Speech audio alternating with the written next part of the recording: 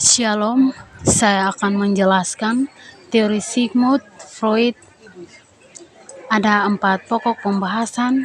Yang pertama, sejarah dan posisi psikoanalisis dalam ilmu jiwa. Yang kedua, struktur kepribadian. Yang ketiga, teori mimpi. Yang keempat, aplikasi teori Freud. A. Sejarah dan posisi psikoanalisis dalam ilmu jiwa. Sigmund Freud lahir di Moravia 6 Mei 1858. Orang tuanya adalah keturunan Yahudi. Pada waktu berumur 4 tahun, keluarganya pindah ke Wina dan ia menetap di kota itu selama 78 tahun. Setelah Hitler menyerbu Australia, ia mengungsi ke London dan belajar ilmu kedokteran di Universitas Wina. Dia pernah bekerja di laboratorium Profesor Brauke 1876 sampai 1885 dan juga pernah bekerja di Rumah Sakit Jiwa Wina 1882. Psikoanalisis menurut Hall mempunyai 2 dimensi, teoritis dan praktis. Dimensi teoritis yaitu menyangkut teori kepribadian, dan dimensi itulah yang menetapkan psikoanalisis sebagai bagian ilmu jiwa.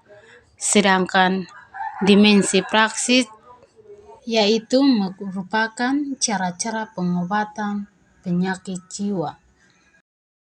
Sepanjang periode 1 1895 sampai 1905, periode 2 1895 sampai 1920, dan periode 3 1920 sampai 1939. Periode pertama merupakan dasar yang kemudian dikembangkan pada periode kedua dan ketiga. Tentu saja, meskipun teori psikoanalisis telah mencapai tahap kesempurnaan, tidak berarti luput dari kritikan-kritikan. Pada tahun 1885 sampai 1886, Freud belajar pada Jean Concord mengenai pengobatan misteri dengan metode hipnotis. Freud tidak puas dengan metode itu karena hasilnya dianggap bersifat sementara dan tidak menyinggung sumber penyakit. Setelah itu, dia belajar pada Dr. Breuer tentang metode katarsis, suatu cara pengobatan dengan membiarkan pasien mencurahkan kesulitan dan dokter mendengarkan. Hal 1918. Pada dia mengobati pasien dengan metode Breuer, itulah Freud menemukan psikoanalisis. Dalam hal ini terlihat kaitan antara ingatan yang dilupakan dengan gejala histeri, dan arti gejala nampaknya kurang puas dengan metode Breuer.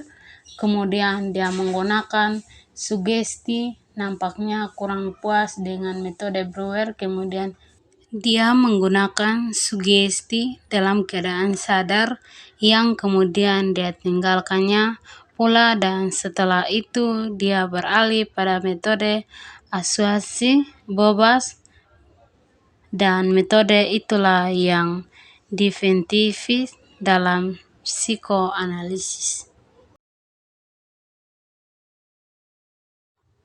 B. Struktur kepribadian. Menurut Freud, dalam Surya Brata 1988-2145 sampai 149 dan Suyanto DKK 1990-262 sampai 65, struktur kepribadian terdiri dari id, ego, dan superego.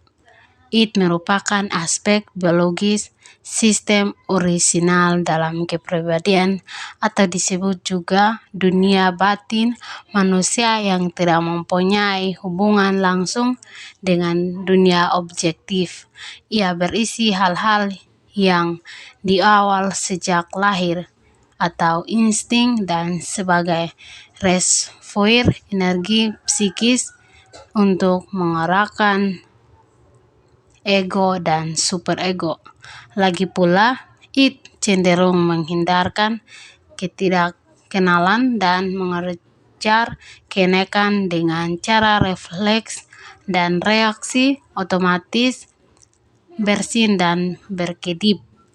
Dan proses primer yaitu orang lapar membayangkan makanan. Berbeda dari id, ego merupakan aspek psikologis kepribadian yang timbul karena kebutuhan organisme untuk berhubungan dengan realitas. Ego berpegang pada prinsip kenyataan dan bereaksi dengan proses sekunder, suatu proses berpikir realitas, dan dengan proses itu ego menyusun suatu rencana pemuasan kebutuhan dan mengujinya apakah rencana itu berhasil atau tidak.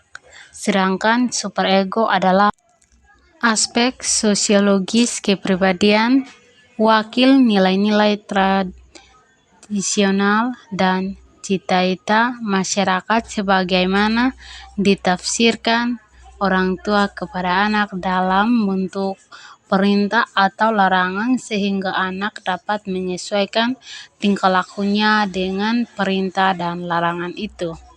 Superego berisi konsentia dan ich ideal. Konsentia menghukum orang dengan perasaan berdosa, sedangkan ich ideal menghadiahi orang dengan perasaan bangga atas dirinya sendiri. Superego berfungsi merintangi dorongan ide yang bersifat seksual dan agresif yang tidak sesuai dengan masyarakat, mendorong ego untuk mengejar hal-hal yang bersifat moralitas dan mencapai kesempurnaan. Dengan demikian, superego lebih bersifat pencapaian kesempurnaan daripada pencapaian kesenangan. C. Teori mimpi. Teori mimpi merupakan salah satu penuaan Freud mempunyai kedudukan penting dalam perkembangan psikoanalisis. Freud melihat ada persamaan antara mimpi dan peristiwa tidak sadar seperti pada kasus halusinasi yang akut. Halusinasi muncul karena tidak terwujudnya hasrat tersembunyi. Mimpi berkaitan dengan hasrat tersamar dan mimpi merupakan cara lain untuk melihat hasrat kita terwujud. Mimpi orang dewasa lebih sulit untuk dipahami karena penuh teka-teki atau struktur yang rumit. Sedangkan mimpi anak-anak strukturnya lebih sederhana sehingga mudah dipahami. Mimpi mempunyai dua isi menipis dan laten. Menipis adalah gambar-gambar yang kita ingat sewaktu kita bangun, sedangkan isi laten sulit dipahami karena sila tersembunyi. Isi laten itulah yang sulit ditafsirkan. Isi laten ialah teks asli yang bersifat primitif yang sudah diputar balikan oleh isi menipis, dan gambar-gambar itu harus disusun kembali. Menafsirkan mimpi berarti kita memasuki badan mekanisme penyamaran itu. Dalam hal ini, kita akan menjelaskan hasrat tersembunyi melalui gambar-gambar mimpi yang melalui teka-teki duaan tempang tindih. Mekanisme atau cara kerja mimpi menurut Freud meliputi: pertama, proses pluralisasi terjadi pemindahan pikiran ke dalam bentuk gambar. Pikiran optatif digantikan oleh gambar aktual dan kata-kata, dan proses figurasi ini kita akan melihat hasrat dalam bentuk nyata. Yang kedua, proses kondensasi, yaitu peralihan dari konten tersembunyi pada teks yang menipis dengan menghubungkan beberapa pikiran tersembunyi dalam suatu imajinasi atau gambar tunggal. Yang ketiga, proses pemindahan suatu mimpi kadang-kadang menonjolkan suatu yang berlawanan arah, kebalikan dari pikiran laten yang harus diwujudkan, seakan hal ini akan terhindar dari pelacakan. Yang keempat, proses simbolisasi gambaran mimpi sering berhubungan dengan pikiran tersembunyi melalui hubungan analogis dalam Milner. Keempat, pekerjaan tersebut disebut pekerjaan mimpi yang membantu menyamarkan hasrat yang tidak wujud pada saat sadar karena adanya sensor. Pekerjaan sensor itu bersifat khusus, dan itulah yang dinamakan represesi teori mimpi, mendekatkan Sartre dengan psikoanalisis bagi Freud. Mimpi yang diciptakan oleh sastrawan kerap kali sama dengan mimpi sejati. Aktivitas psikis di bawah sadar pada dasarnya merupakan sebutan untuk pekerjaan kreatif sastrawan. Kreatif itu bersumber dari dorongan insting yang terdahulu pada Neurso. Milner menjelaskan, pertama, Freud melihat kesamaan Oedipus sang raja karya Sophocles atau Hamlet karya Socrates dengan peristiwa bawah sadar manusia adalah hasrat kemasan tersembunyi. Kehadiran Sartre dapat menyentuh perasaan kita sehingga hasrat kita terpuaskan. Hal itu yang membuat Oedipus sang raja atau Hamlet dapat diterima oleh Oedipus dimanapun dan kapan saja. Hubungan semacam itu dapat dilihat oleh folklore legenda. Dengan mimpi bisa kita lihat masa kanak-kanak umat manusia pada umumnya. 2. Proses elaborasi karya sastra ada hubungannya dengan elaborasi karya sastra. Ada dua hubungannya dengan elaborasi mimpi. Pekerjaan mimpi. Mimpi ibarat tulisan, yaitu sebagai sistem tanda yang menunjuk pada suatu yang lain dan berbeda dengan suatu tanda itu.